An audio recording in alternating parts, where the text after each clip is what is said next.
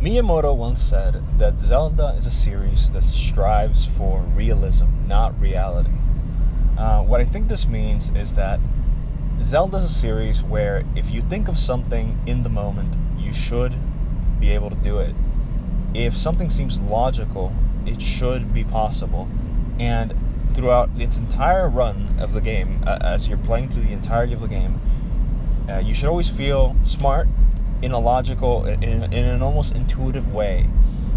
When you're giving a boomerang, the puzzles that you have to solve with the boomerang should seem obvious, should seem like logical and self-evident.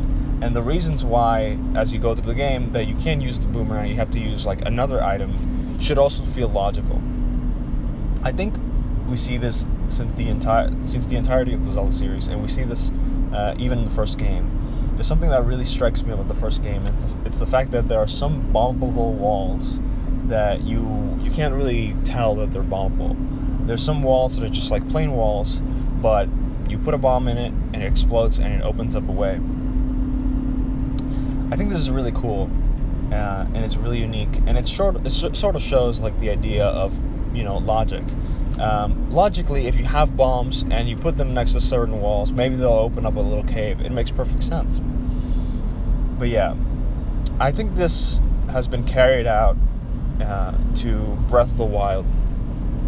Breath of the Wild is a game that is basically a game that abandons a lot of like the series staples, things like items, dedicated items that you get in dungeons, things like dedicated suits and hearts that enemies drop and stuff like that, for things that feel more logical. Suddenly, if you have to burn something, you don't get a magical fire arrow. You find ways to make a flame, ways that are logical and that make sense. But sadly, Breath of the Wild, because it was such a huge game, because it was so big, it was doing so many things at the same time, I find, that its strongest points, which were the chemistry system and sort of like the idea of like switching weapons and just all the stuff that's really like cool about the game. Mostly, in my opinion, the overall design, the overall like level design with shrines and the chemistry system are probably the most interesting stuff. But yeah, because they've done that, they sort of like lacked in certain other places, especially the world.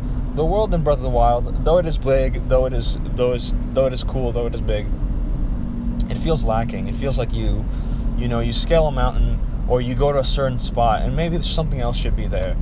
And I feel like Tears of the Kingdom has essentially solved this. It literally took the same map and it just decided to build on it and make it so you never really have that feeling of like something else should be here. It feels like when you're playing Tears of the Kingdom, there's always something where it should be. It's always logical where a cave should be. It's always like, it just feels right. It feels logical to when you're playing it, when you find new things and you keep finding new things and the way you do things. Now, I think that it's a great achievement, the things they've done with the world. And it's a great achievement what they've done with the mechanics.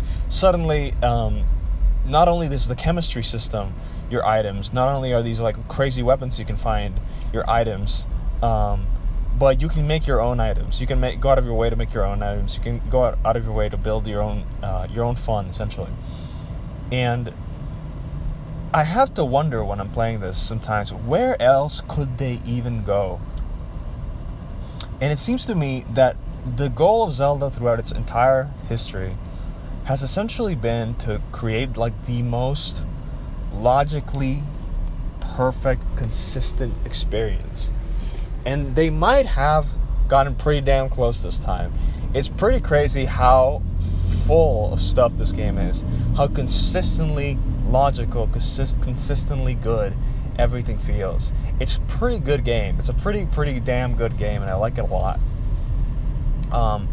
But that is essentially the dogma of Zelda, is to sort of like hone down on logic, hone down on making you feel logical and smart, and sort of give you this like very nice experience, very nice and thorough. With the original Zelda, it was giving you this like unheard of experience, super like intuitive, super logical in many ways, but also like thrilling and confusing in other ways. Because naturally, if you make things logical, things are also confusing in a way, right? Like if you make a system that is like perfectly logical, like real life, not to say that Zelda ever has, but like in some ways they do strive for that. If you make something logical like real life, there's boundless mysteries to life. There's boundless things that are seemingly random, but maybe like add up in very like small molecular levels, and it takes like humanity eons and decades and centuries to like figure out. So naturally, like these things in our monkey brain, when we're tackled with these like very logical, very like reasonable puzzles, they can confuse, but overall it is a better experience, I find. I forgot where I was going with this. Yeah, it's a good it's a great game, I would say. Great game, great stuff.